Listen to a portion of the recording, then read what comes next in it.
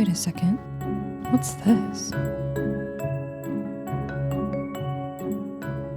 It's time for something new in life. What's going on? It's Lucas Tracy MMA, and I am signing off. That's right, you read the title. This is the last final video, maybe not of all time, but for the foreseeable future. Yeah, this is the same guy that made fun of me at the UFC 300 press conference. She's smiling like this is some kind of a montage, and she's the main character.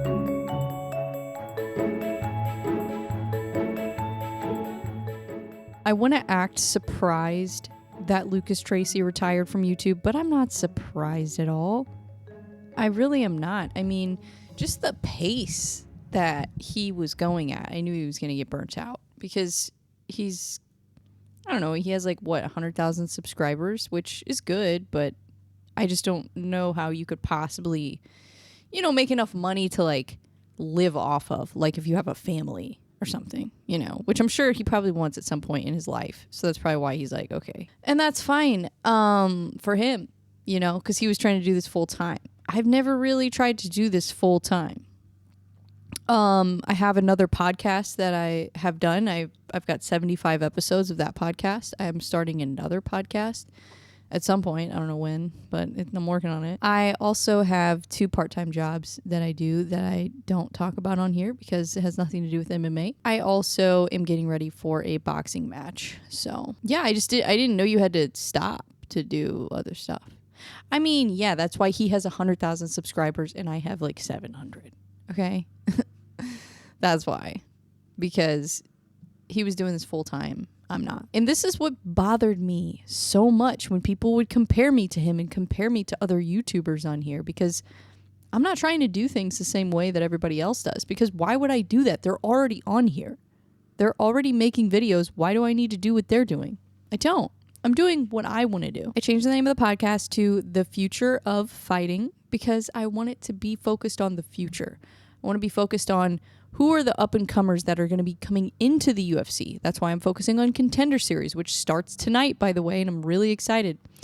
And then we also have local promotions. We have regional promotions. We have all these different shows that are pumping out talent that we are going to see in the UFC at some point. So I'm going to be keeping an eye on that. Also, boxing, influencer boxing, all that stuff. And I know that not everybody likes it, and it's a mockery of the sport and whatever, but I am still going to talk about it because it is the future. It is. It's not going anywhere, unfortunately. By the way, hold on. Speaking of influencer boxing, apparently they have OnlyFans boxing now, it looks like, on Misfits. That's what it looked like to me. Look, I'm just going to say this right now. I'm getting ready for a boxing match in October. Mine's not going to be televised, okay?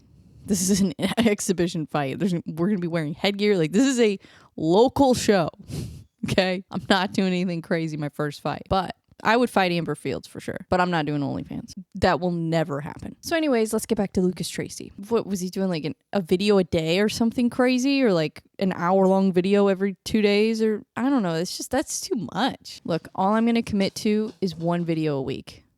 I know I can do that, so that's what I'm going to do. I have a lot going on in my life. So do I care about uploading No.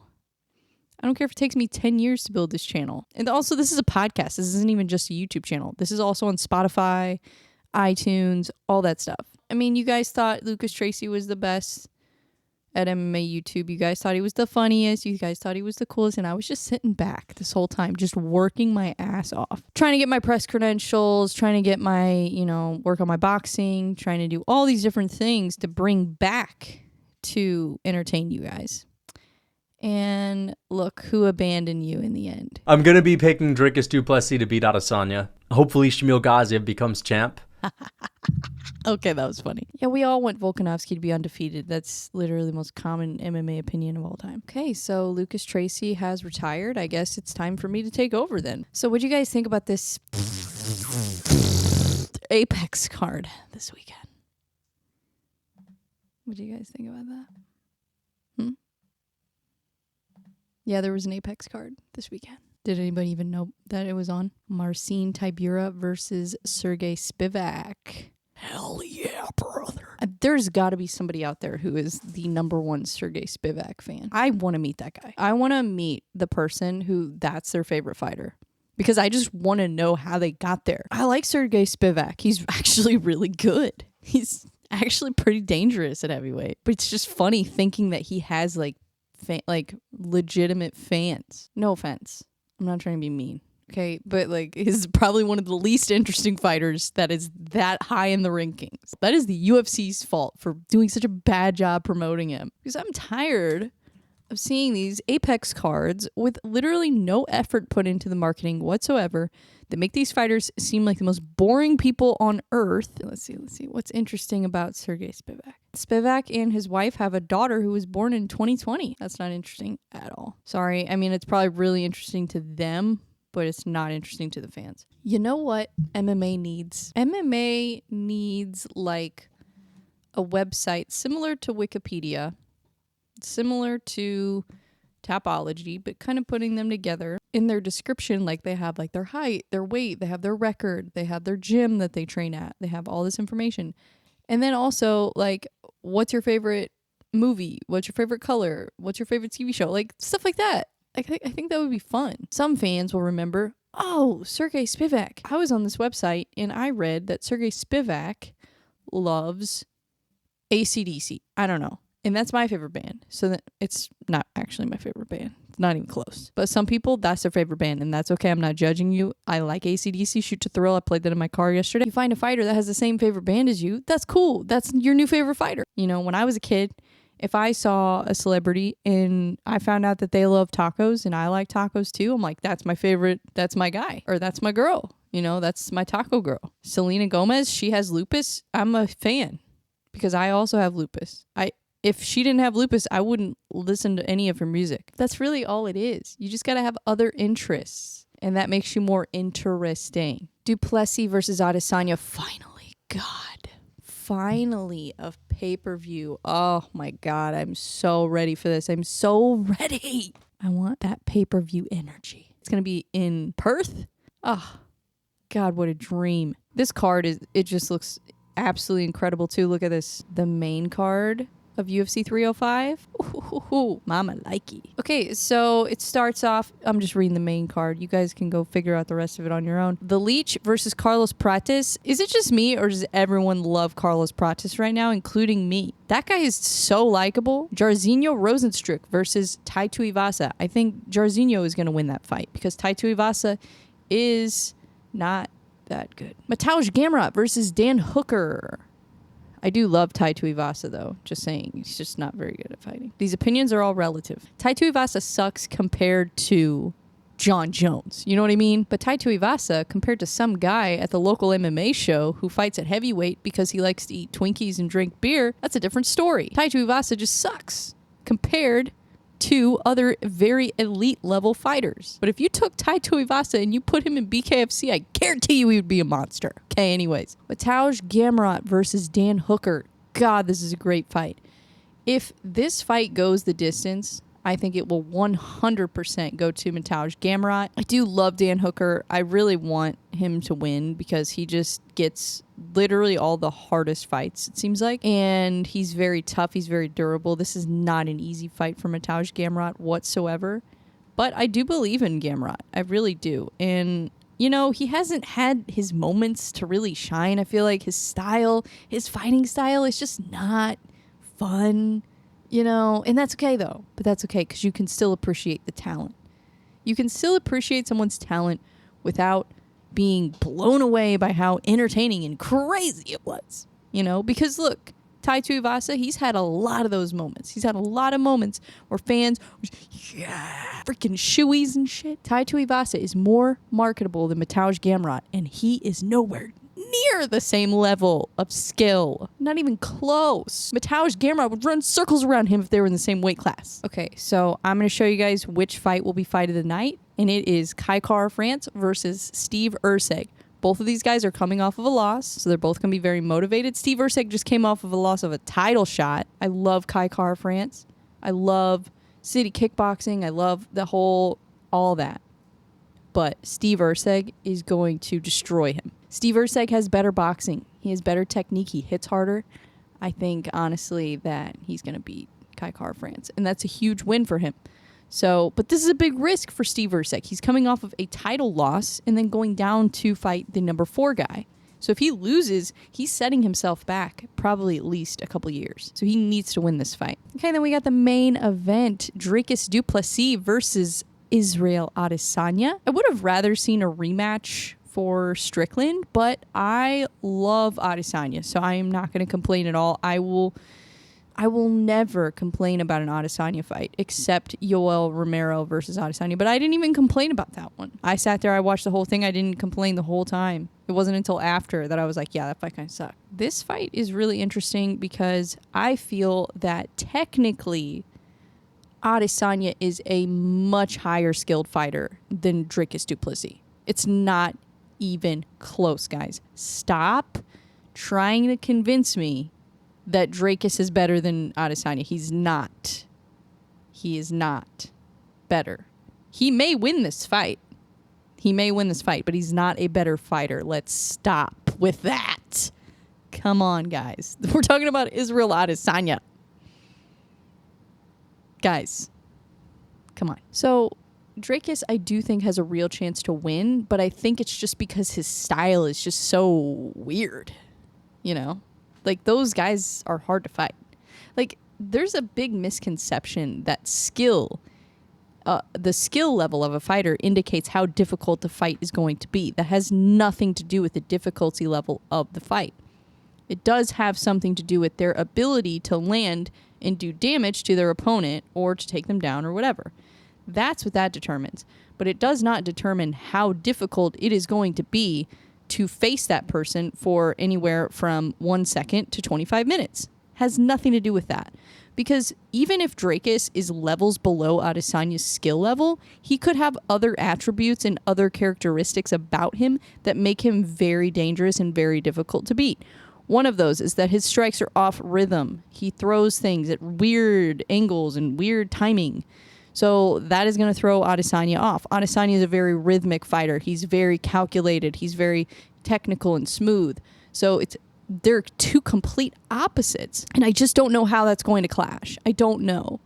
I do think that Adesanya is levels above him skill-wise, especially in the striking. Grappling, that's an area that Dricus could have some success. But Israel Adesanya is very difficult to take down. Probably one of the most difficult fighters to take down of all of them.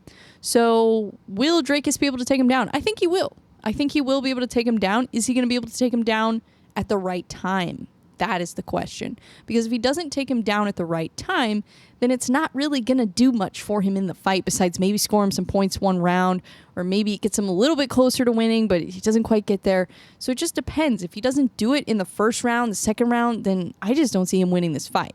Because Adesanya is going to beat him in the striking. Like, we all know that. So, and actually, you know what? I take that back. Because I said the same thing about Sean Strickland. I will give Dricus the benefit of the doubt here because Sean Strickland proved me wrong, so I'll give Dricus an opportunity to prove me wrong too.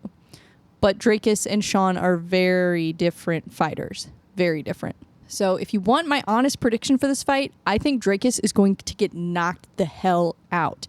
I think he's going to go for some kind of a combination, or he's going to throw something, and he's going to do it at a weird time, or he's going to just not, he's going to throw caution to the wind, I think. He's going to get a little reckless. And Izzy is going to counter, and he is going to shut his lights out. Because Izzy's timing is just so good. I just think he's going to find it. I think Izzy is going to find it, and I think he's going to shut Dricus' lights out. That is what I think. And I don't know. I mean, he did it to Alex Pereira, so why can't he do it to Dricus?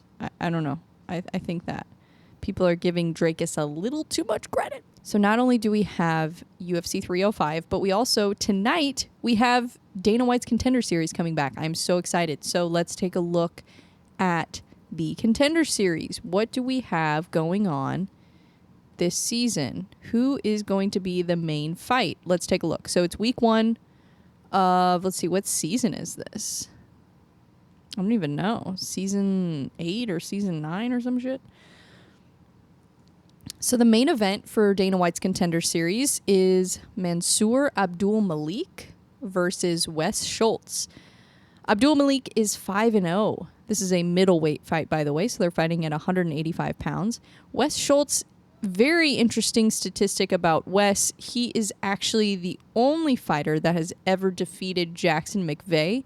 Jackson McVeigh is a 4-0 undefeated fighter that is fighting out of St. Charles, Missouri. He trains at St. Charles MMA. And he is currently 4-0 as a professional. He has a fight coming up, I believe, in September in LFA. So that just shows you the caliber of a fighter that Wes Schultz is, because he's the one guy, and this was as an amateur. This was before Jackson ever went pro. He's the only fighter in MMA, AMI or pro, that has ever defeated Jackson McVeigh, and it was as an amateur. This is the only loss that Jackson has in his career was to Wes Schultz. So very interesting fight. Wes Schultz is 6-1. Abdul Malik is 5-0. So this is just going to be really interesting. Two guys that are probably really hungry. They've got a lot of momentum going. So really excited about that. I am a little bit disappointed because I don't see any female fighters on this card. That is kind of disappointing, just because, you know, I would like to see more women's MMA activity, but I think that's just going to come with time. So that's all right. But I am excited for Contender Series, and we will talk about that on the next episode. That is probably what I am most excited about. I mean, I love UFC 305, but you guys got to understand, Contender Series is like, that is my real passion when it comes to the UFC, is identifying new talent, discovering new talent, kind of seeing trends in the sport and things like that. Those are the things that I'm really interested in, and I think that I can add a lot of value. So very excited to see what happens with Contender Series. Excited to see Dracus versus Adesanya. Let me know in the comments who you got. Are you team Dracus? Are you team Adesanya? Who are you going with? But anyways, happy retirement to Lucas Tracy. As much, you know, trash as we talk about each other as YouTubers, YouTube is not an easy thing to do.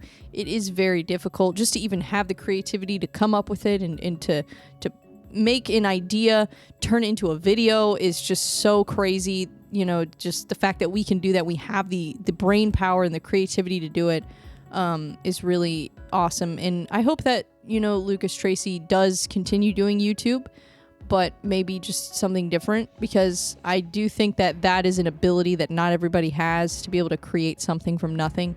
So I wish him the best of luck in his next venture, and next time, don't make fun of me. See you guys.